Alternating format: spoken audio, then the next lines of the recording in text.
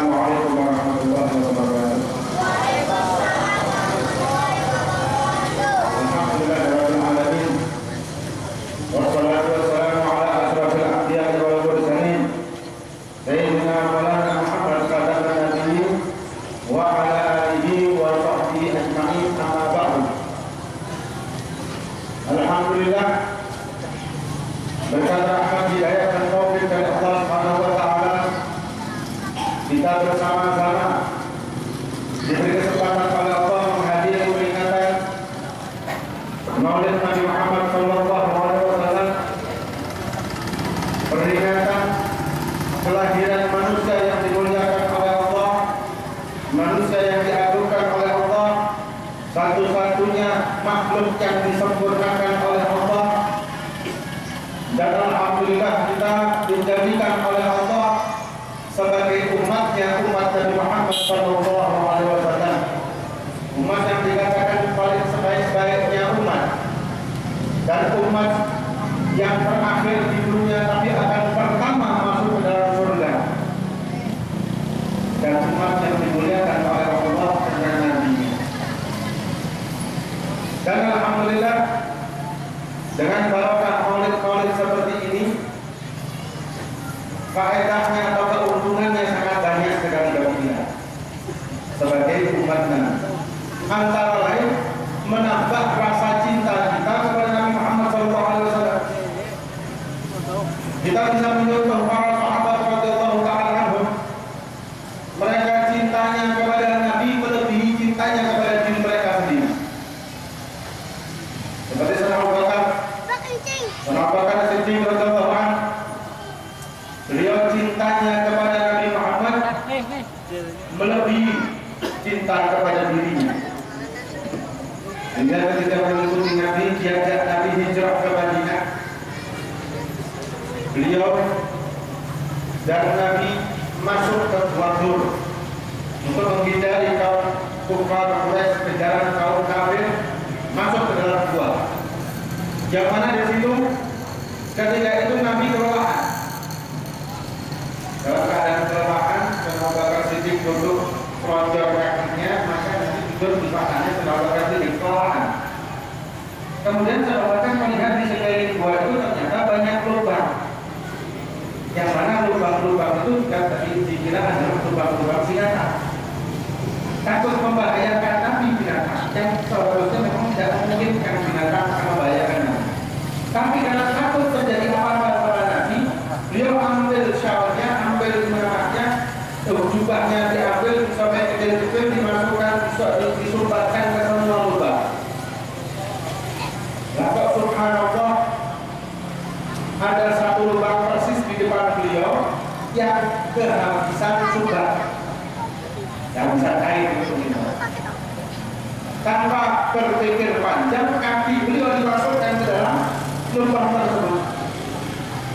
Subhanallah, ternyata di lubang tersebut hidup seekor ular burung yang sangat berbisa. Nah, binatang burung ini apa? Ularnya, kalajengking, semua binatang buas di burung ini racunnya berkali lipat dari binatang-binatang yang bukan di burung. Begitu melihat kaki Sayyidina Abu Bakar Siddiq, insting hewannya langsung menyerang, mematok kakinya Sayyidina Abu Bakar Siddiq dan ular jenis ini. Kalau matok, maka racunnya segera mengalir ke dalam, dan hitungan-hitungan detik, bahkan hitungan-hitungan yang sangat cepat sekali bisa tidak lewat. Dengan rasa sakit yang luar biasa, dan Abu Bakar Siddiq radhiyallahu anhu tetap bertahan.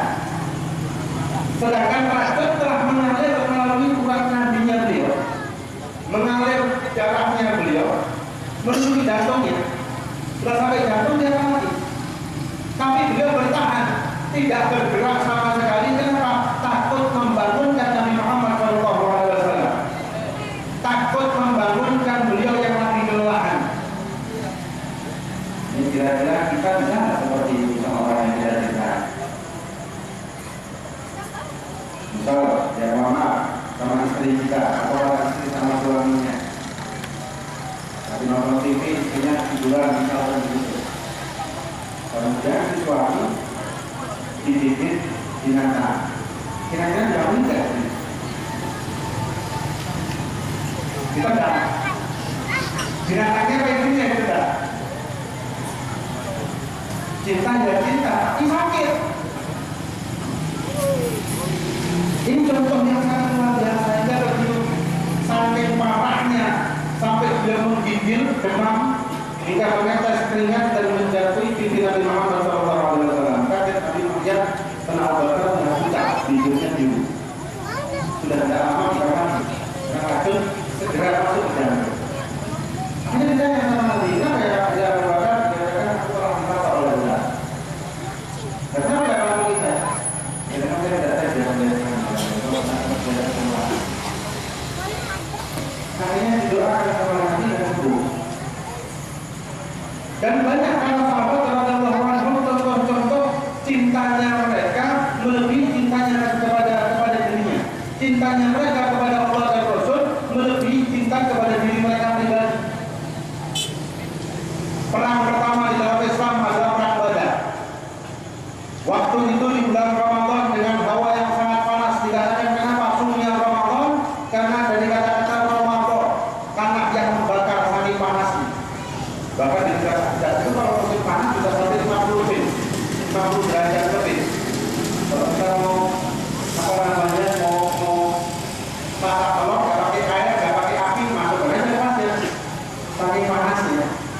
Itu perang menghadapi orang-orang kafir Quraisy yang berjumlah 1000 orang dengan senjata lengkap dan tentara terlatih, dan sahabat Nabi radhiyallahu anhum jumlahnya 313 dengan persenjataan yang sangat minim dan bukan tentara terlatih. Bahkan dikatakan di satu kitab pedang cuma 3 atau 7 begitu. Kemudian tombak ada beberapa biji, yang lain ya seadanya, ya kayu, ya batu, ya segala macam. Berangkat perang demi cinta kepada Allah dan Nabi. Kalau kita secara akal jadi berarti yang setor nyawa. Ya, setor nyawa. Berangkat dengan senjata minim, dengan tanpa pengalaman perang, jumlahnya sedikit sepertiganya, melawan pasukan terlatih, tentara terlatih dengan senjata lengkap. Ini kan berarti setor nyawa. Tapi mereka tidak berpikir dengan logika, tapi mereka berangkat dengan mahabbah. Mereka berangkat dengan hati cinta. Berangkat segera. Apa yang kata Nabi, berangkat. Dan subhanallah Allah memberi perangan yang sangat luar biasa. Dan sepeninggal Nabi pun kecintaan kepada Nabi tidak terputus sama sekali dari para sahabat radhiyallahu anhum. Mereka menjadi mulia karena mereka di hati mereka tidak hilang dan tidak lenyap rasa cinta kepada Nabi Muhammad SAW. Bahkan dikatakan ketika Nabi wafat di Madinah terjadi tangisan yang sangat hebat di lorong-lorongnya, di rumah-rumahnya, dimanapun terdengar tangisan-tangisan yang sangat hebat. Dan dikatakan di waktu itu dalam sejarah hanya 2 kali tangisan hebat terdengar di kota Madinah. Yang pertama ketika wafatnya Nabi, dan yang kedua setelah sekian tahun wafatnya Nabi. Jadi peristiwa ketika Bilal karena saking cintanya sama Nabi sampai tidak menginginkan dia berangkat ke Madinah karena takut gak kuat. Ingat-ingat Nabi takut gak kuat kalau masuk Madinah. Dan dia Syam, dia di Syam. Tidak pernah masuk ke Madinah sama sekali. Akhirnya suatu malam beliau ini mimpi Nabi Muhammad SAW. Dan Nabi mengatakan, "Mahal tercapai ya Bilal. Apa yang kamu berjauhan kok jauh dari itu? Kok tak pernah jenguk aku," katanya. Sontak Bilal berdiri dan mempersiapkan perbekalan dan berangkat ke Madinah. Begitu sampai ke Madinah langsung ke makam Nabi Muhammad SAW. Dikatakan di dalam riwayat bahwa Bilal langsung menyumpurkan badannya di gundukan tanah Nabi Muhammad SAW dan menangis dan meratap dan mengusapkan tanahnya Nabi Muhammad SAW di kedua pipinya Bilal.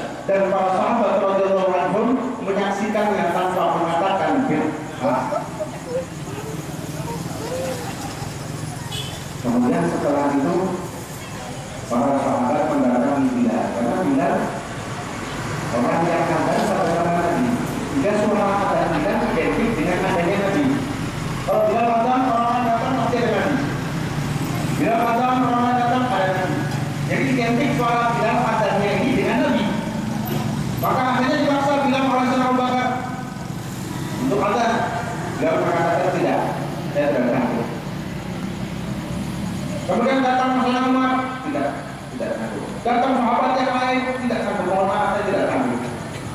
Akhirnya datanglah cucu Nabi Muhammad SAW. Datanglah Al-Imam Hasan dan Imam Husain radhiyallahu taala anhuma. Datang dan meminta kepada Bilal untuk adzan sebagaimana masa-masa ketika kakeknya masih ada. Dan Bilal karena cintanya sama sang kakek Hasan dan Husain, tanpa diperintah 2 kali beliau segera berangkat naik ke menara masjid dan mengumandangkan adzan. Ketika beliau mengucapkan Allahu Akbar, Allahu Akbar, serentak seluruh aktivitas di kota Madinah terdiam, terhenti, terdiam, kaget semuanya. Kenapa? Karena suaranya Bilal ini identik dengan kehadirannya Nabi. Kaget mereka. Memori mereka teringat kembali ke masa-masa kumpul dengan Nabi Muhammad SAW. Mahabbah mereka, cintaan mereka kepada Nabi terbuka kembali. Kerinduan mereka kepada Nabi Muhammad SAW memuncak kembali. Hingga kemudian ketika Bilal mengatakan asyhadu anna Muhammadan, cinta Bilal. Bila mengatakan asyhadu anna Muhammadan, tidak sampai meneruskan, tidak sanggup Bilal meneruskan. Dan seketika itu satu Madinah pecah tangisan yang kedua, pecah tangisan hebat yang kedua setelah wafatnya Nabi Muhammad SAW. Dan dalam sejarah Islam, adzan yang tidak pernah selesai waktu itu. Ini membuktikan mahabbahnya para sahabat radhiyallahu anhum kepada Nabi kita Nabi Muhammad SAW tidak pernah habis, tidak pernah pupus, abadi di antara para sahabat radhiyallahu anhum. Dan kita sebagai umatnya juga harus mempunyai mahabbah ini di hati kita, harus mempunyai cinta ini di hati kita. Kalau kita tidak mempunyai cinta kepada Allah dan cinta kepada Nabi, apa pantas kita masih dikatakan sebagai umatnya Nabi? Apakah pantas kita dikatakan sebagai umatnya Nabi Muhammad SAW sedangkan cinta kepada beliau tidak? Sedangkan Nabi Muhammad SAW begitu sayangnya dan cintanya kepada seluruh umatnya tanpa satu kecuali. Mau umatnya suka maulid, mau yang tidak suka maulid, mau yang suka tahlil, mau yang tidak suka tahlil, mau yang suka salawat, mau yang tidak suka salawat, dicintai rata sama Nabi Muhammad SAW. Salah satu buktinya adalah ketika wafatnya Nabi Muhammad SAW. Ketika wafatnya Nabi bersama dengan Fatimah Zahra dengan keadaan sakit. Kemudian ada ketukan dari luar. Dan Nabi memerintahkan kepada Fatimah untuk membuka. Ketika itu ternyata tamunya adalah malaikat Israel yang diperintah Allah untuk mengambil rohnya Nabi Muhammad SAW, mengambil roh sucinya. Dan malaikat Israel masih pamit dulu dengan mengatakan malaikat Israel, ya Nabi Allah, aku sekarang diperintah oleh Allah mencabut. Kalau kamu tidak berkenan, Anda tidak berkenan wahai Nabi Allah, maka aku akan kembali lagi ke langit. Tidak sama dengan kita. Kalau kita malaikat Israel mau cabut, tidak pakai permisi. Bulan berbulan mati, itu mati aja. Bulan habis bulan mati, itu mati aja. Tidak pakai permisi ya, saya cabut dulu ya. Bisa-bisa kita ngomongnya, jangan dulu nanti dulu kalau lagi saya cabutnya. Saya masih muda, umur 50 masih muda. Dan akhirnya Nabi mengatakan, silakan, kenapa itu kecintaan para malaikat kepada Nabi Muhammad SAW. Dan ketika itu mencabutnya Israel mencabut rohnya Nabi Muhammad SAW sangat halus dan sangat pelan. Karena mencabut roh suci yang beliau cintai, maka Israel mencabutnya dengan sangat hati-hati dan sangat lembut. Tapi Nabi masih perhatikan. Dan Nabi mengatakan, ya Israel, apakah seperti ini rasa sakit saya mau? Dikatakan nama ya Allah, tapi ini sudah saya peringat, sudah saya sangat hati-hati sekali. Seperti zaman kita, Jadi apa namanya? Jadi kontrol aja. Apa kata Nabi? Apakah seperti yang rasakan dia? Apa kata beliau? Ya, seperti rasa sakit ketika sakaratul maut bagi seluruh umatku kutanggung sekarang. Rasa sakit seluruh umatku sampai yaumil qiyamah kutanggung sekarang rasa sakitnya. Jangan sampai umatku merasakan rasa sakit ketika kau cabut nyawanya. Aku yang nanggung sekarang semua rasa sakit ini. Ini cintaan yang sangat luar biasa Nabi Muhammad SAW kepada kita umatnya, yang kita tidak pernah berjasa sama Nabi. Apa jasa kita sama Nabi? Saya kan selawat itu bukan jasa untuk Nabi, jasa untuk kita sendiri. Kita bikin maulid pun bukan untuk Nabi, untuk kita manfaatnya. Tapi Nabi luar biasa cintanya kepada kita. Bahkan di riwayat disebutkan ketika semua umatnya sudah masuk ke dalam surga, tapi masih ada yang tersisa di neraka. Nanti dikatakan barang siapa yang mengucapkan atau meyakini tidak ada Tuhan selain Allah dan tiada nabi keadaan terakhir adalah Nabi Muhammad SAW, maka pasti jaminan masuk surga. Tapi ada yang masih dicuci dulu di neraka, transit. Ada yang tanpa transit masuk ke surga, ada yang tiketnya ternyata transit. Sudah itu dilewat. Transit dulu baru masuk surga. Tergantung amalnya dia di dalam dunia tidak ada maksiatnya tergantung dibersihkan oleh Allah. Nah, Nabi sudah mempunyai kedudukan sangat tinggi sekali di surga. Tidak ada yang menyamai kedudukan Nabi di surga. Tapi ternyata beliau masih turun dan keluar dan masuk neraka untuk mengambil, memberikan syafaat satu persatu bagi umatnya yang masih tersisa di dalam neraka. Hingga sampai tidak ada lagi orang yang beriman kepada Allah dan Rasul di dalam neraka tersebut, barulah Nabi dengan tenang masuk ke dalam surga. Ini Nabi Muhammad SAW. Demikian cintanya kepada kita umatnya. Maka kewajiban bagi kita umatnya bukan hal yang seyogyanya tapi kewajiban kita sebagai umatnya untuk mencintai Nabi Muhammad SAW, melebihi cinta kita kepada yang lain. Dengan apa kita mencintai Nabi? Dengan mencintai dan mencintai yang dicintai oleh Nabi Muhammad SAW. Nabi mencintai syariat Islam, maka kita mencintai syariat Islam. Nabi mencintai ulama, maka kita mencintai ulama. Nabi mencintai keturunan Nabi, zuriyahnya Nabi, kita mencintainya karena Nabi. Nabi mencintai ilmu, kita mencintainya karena Nabi. Nabi mencintai sholat, kita mencintainya juga. Apapun yang dicintai oleh Nabi, kita juga cinta. Dan dikatakan oleh Imam Hasan Al-Basri rahimahullah, cinta itu pengertian. Kalau kita katakan saya cinta Nabi, cinta Allah, mana buktinya? Kalau para istri dan suami istri kan biasanya kan kadang-kadang tanya, Pak, ada istrinya, dia cinta nggak sama saya?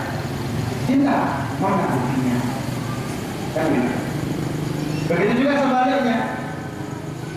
Si suami tanya sama istrinya, cinta nggak sama saya? Cinta, mana buktinya? Begitu juga kita mengatakan, saya cinta Allah, saya cinta Nabi, mana buktinya? Mana buktinya kita cinta? Bukti maulid kan? Apakah maulid bukti cinta? Belum tentu. Belum tentu. Terus bagaimana?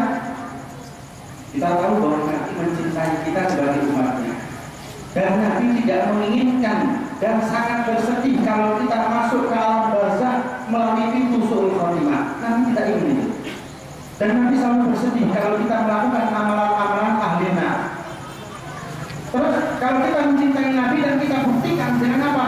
Dengan jangan kita menjadikan diri kita, keluarga kita, istri kita, anak-anak kita menjadi orang-orang yang mengamalkan amalan ahli nar. Kita pegang syariat, kita jalankan syariat, kita genggam untuk syariat, bukan untuk diri kita saja, tapi juga anak istri kita pegangkan mereka. Kita arahkan mereka. Kita bangun rumah tangga dengan asas syariat, dengan asas Islam, dengan asas mahabbah kepada Allah dan Rasul. Kita ajak untuk ngaji, kita ajak untuk majelis, kita ajak mendatangi majelis guru-guru kita, para habaib kita, para ustaz kita, para kiai kita. Kita hidupkan sunnahnya Nabi Muhammad SAW. Man ahya sunnati faqad ahabbani, kata Nabi. Barang siapa yang menghidupkan sunnahku maka berarti dia mencintaiku, kata Nabi. Kita hidupkan, kita gerakan, dan kita melakukan hidup kita sehari-hari dengan landasan syariat Islam. Ada yang mengatakan begini, kalau kita menjalankan syariat, kalau kita melakukan ibadah, bagaimana kerjanya? Kan kita nggak bisa kerja kalau kita ibadah terus, kan kita nggak bisa kerja. Ini pendapat yang picik sebetulnya. Kenapa? Karena apakah ibadah itu harus di dalam masjid? Apakah ibadah itu harus sholat? Apakah ibadah itu cuma wiritan? Ibadah itu pelaksanaan syariat, karena Allah dan Rasul itu ibadah. Misal di sini tadi disebutkan banyak ahli pasar, ya, dagangan pasar, betul? Pasar apa namanya?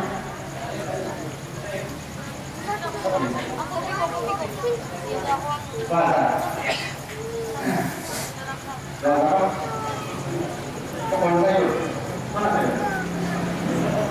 Kebun sayur, orang kayaknya kebun. Kebun yang ada kebun ini, kebun apa namanya? Kebun telur. Tapi ada orang itu wujud kegembiraan, ya, wujud kegembiraan, kegembiraan soal kegembiraan oleh bahkan yang lain, ya, sebelumnya banyak sekali telur-telur sekarang yang semua atau kemana? Makanya tempatnya, jadi supaya nggak sekali kan saya yang ambil, saya ambil 2, 3 begitu.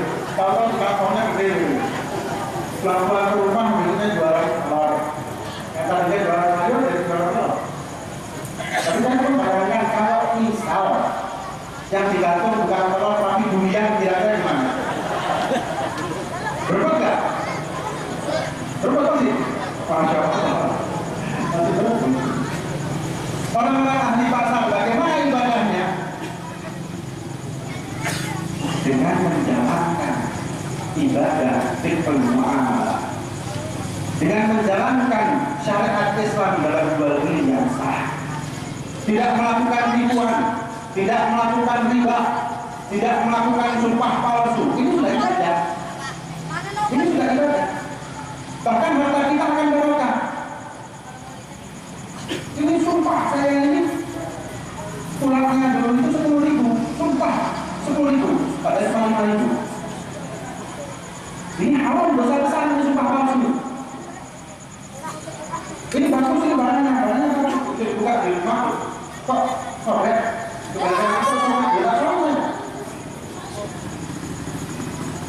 Jadi ada tipuan, ada riba, ada ini maksiat. Nah, kita bisa ibadah dengan bekerja. Oh, ini haram, nggak tahu saya. Oh, ini nggak sah, nggak tahu saya. Bahkan dalam bisnis, kalau kita cinta sama Allah dan Rasul lebih dari yang lain, dan kita menjadikan hidup kita seluruhnya adalah ibadah, maka ketika kita ditawarin kerjaan atau ada suatu bisnis tertentu begitu, yang ditanya pertama kali, ini halal apa tidak caranya? Ini sah apa tidak sah muamalahnya? Itu berarti menandakan orang itu ahli syariat. Ini keuntungannya berapa? Wah, banyak keuntungannya 100%. Oh iya 100%. Tapi ada haramnya. Nah, apa nih pokoknya 100%? Sekalian banyak. Daripada kalau sedikit haram kan nanggung. Tapi begitu. Kalau sedikit dapat untungnya sedikit, haram nanti nggak rugi. Mendingan sekalian banyak, haram sekalian. Alhamdulillah hindari. Alhamdulillah hindari. Padahal kalau kita pulang ke rumah, bawa pulang, kemudian kita berikan makanan untuk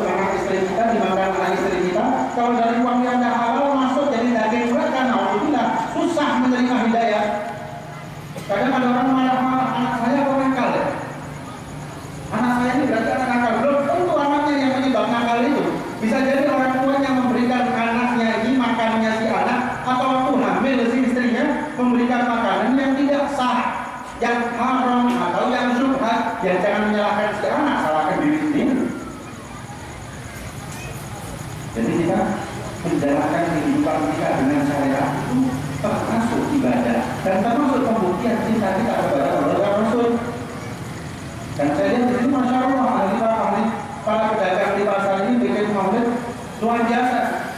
Ini juga menandakan insya Allah mudah mereka melakukan ibadah ketika di pasar,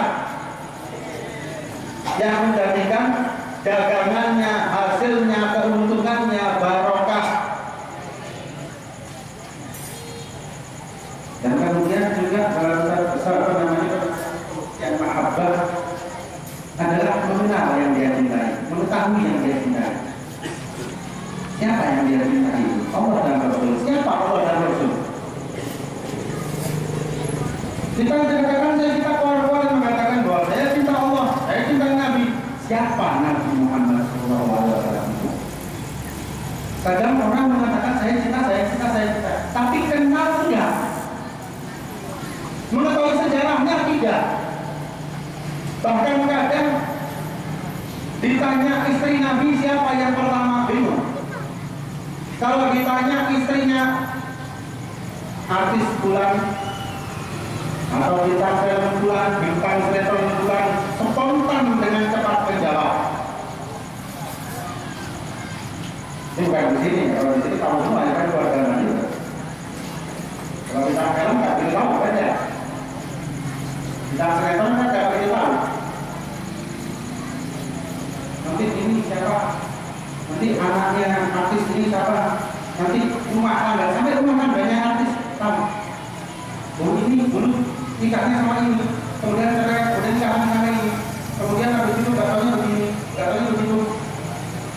Subhanallah, manakibnya artis hafal, wakana radhiyallahu anhu melakukan film ini. Sepak bola begitu juga, ahli sepak bola ini, wakana radhiyallahu anhu kaosnya nomor sekian, klubnya ini, kemudian pindah klub, ngebolkan sekian, dapat kartu merah, kemudian hijau, kemudian kuning. Tapi ketika ditanya siapa Nabi Muhammad, ibunya bagaimana, ayahnya bagaimana, ceritanya bagaimana, nggak tahu. Anaknya berapa jumlahnya, nggak tahu. Dan bagaimana dikatakan cinta kalau nggak tahu Nabi? Dan bagaimana kita bisa menjalankan syariat dengan sempurna kalau tanpa cinta kepada sang pembawa syariat? Ya sekali. Kita menjalankan syariat dengan sempurna, dengan sepenuh hati, tapi tidak mengenal sang pembawa syariatnya. Bagaimana bisa mahabbah? Bagaimana bisa sempurna? Bagaimana bisa sempurna syariat yang kita lakukan? Kita kenali Nabi, kita kenali keluarganya, kita kenali para ulama, kita kenali para sahabat radhiyallahu anhum, kita kenali para zuriatnya Nabi Muhammad SAW. Kita kenali juga ajaran-ajaran Nabi Muhammad seperti apa. Kita kenali juga fadilah-fadilahnya bagaimana. Kita kenali juga semua hal tentang Islam, kita kenali. Kalau tidak kita kenal bagaimana? Sampai katanya mudah-mudahan mengatakan tak kenal maka tak sayang. Kalau tidak kenal bagaimana? Bagaimana akan sayang? Bagaimana akan cinta? Mustahil. Kita tumbuhkan hati kita, suasana hati ini dengan mempelajari. Insya Allah banyak sekali majelis-majelis tentang ini kan banyak. Di mana-mana tempat majelis pengajian banyak sekali. Majelis pengajian, majelis pengetahuan tentang syariat, majelis pengetahuan tentang surah Nabi dan sebagainya. Kita pelajari itu untuk mengenal supaya menyempurnakan amal kita. Nah, kemudian juga kita mengenal dan menyayangi dan mencintai sesama satu atap dengan kita. Dalam arti atap tauhid. Kita mengenal dan menyayangi yang dicintai Nabi keseluruhan seperti yang saya katakan tadi. Nabi mencintai umatnya, maka kita juga wajib mencintai seluruh orang-orang yang menuhankan Allah dan menabikan Nabi Muhammad SAW. Dan berpegangan dengan Quran dan tidak mengabaikan sahabat dan tidak menghina para dzurriyyah. Ini saudara kita dan wajib kita cintai. Ini harus kita peduli mereka-mereka ini. Seperti kita peduli kepada diri kita sendiri. Kita sayangi mereka setiap saat. Seperti kita menyayangi diri kita setiap saat. Ketika kita melihat aliran-aliran yang menyimpang dari akidah, yang mengakibatkan dia masuk ke pintu surah Khotimah, segera kita lepasin. Segera kita bersihkan kotoran-kotoran tersebut. Segera kita bersihkan bibit-bibit rusaknya Islam tersebut dari dalam. Kita bersihkan karena kepedulian kita kepada sesama muslim. Ibarat di tanah ada penyakit-penyakit itu, penyakit parasit. Waktu tumbuh datang tumbuh setiap saat kita bersihkan. Bukan menunggu parasitnya ini sudah gede, berakar, kuat, baru kita ribut. Karena kalau sudah berakar mau menghancurkan, bagaimana mau dicabut? Sudah umur setahun, pohon 2 tahun, pohon ini sudah umur 2 tahun, coba dicabut, ya susah. Yang bisa ya dibakar dengan kekerasan. Mestinya sebelum tumbuh, sebelum mengakar, sebelum kuat, dibersihkan. Ini wujud kepedulian. Ada apa? Palestina. Ada Palestina. Yang dimana di situ ada menyebarkan cinta, hari kasih sayang, dengan memberikan hadiah kado, hadiah coklat, bunga mawar kepada orang yang dicintai. Ya, pernah?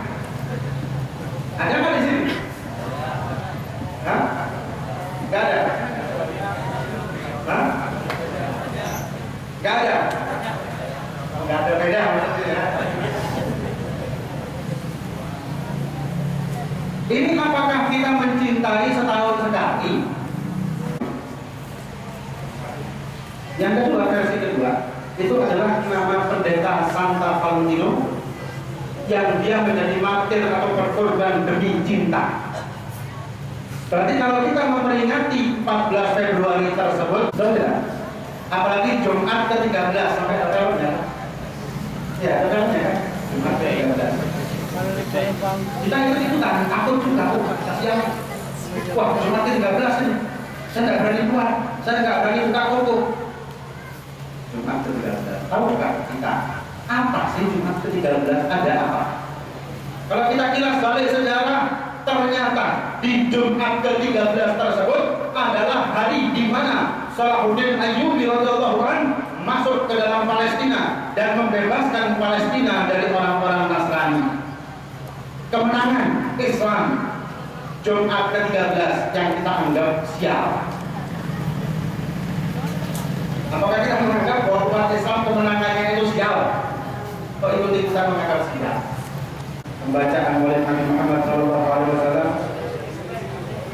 Allah SWT memberikan kita hidayah dan taufiknya, memberikan kita mahabbah, memberikan kita tambahan iman, tambahan ketakwaan, dan tambahan kecintaan kepada Nabi Muhammad SAW, kecintaan kepada syariat yang dibawa oleh Nabi Muhammad SAW, dan ditumbuhkan saling cinta di antara sesama kita kaum muslimin, saling perhatian di antara kita sesama kaum muslimin, saling menyayangi di antara kita kaum muslimin, dan moga-moga Allah SWT menjadikan daerah ini daerah yang makmur, usaha kita menjadi usaha yang halal dan barokah, kita dilindungi dari perbuatan usaha-usaha yang syubhat, apalagi yang haram, dan moga-moga Allah SWT menjadikan hasil kita, hasil usaha kita barokah dunia dan barokah akhirat, barokah bagi keluarga kita, barokah bagi anak kita, barokah bagi istri kita, barokah bagi diri kita dunia dan akhirat, dan moga-moga kita dipimpin oleh para habaib kita, dipimpin oleh para guru-guru kita, dipimpin oleh para ustadz kita,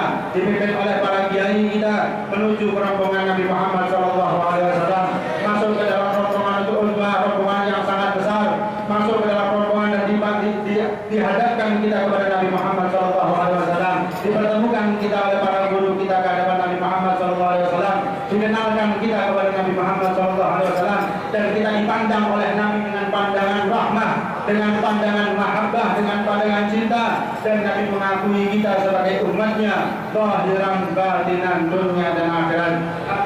Assalamualaikum warahmatullahi wabarakatuh.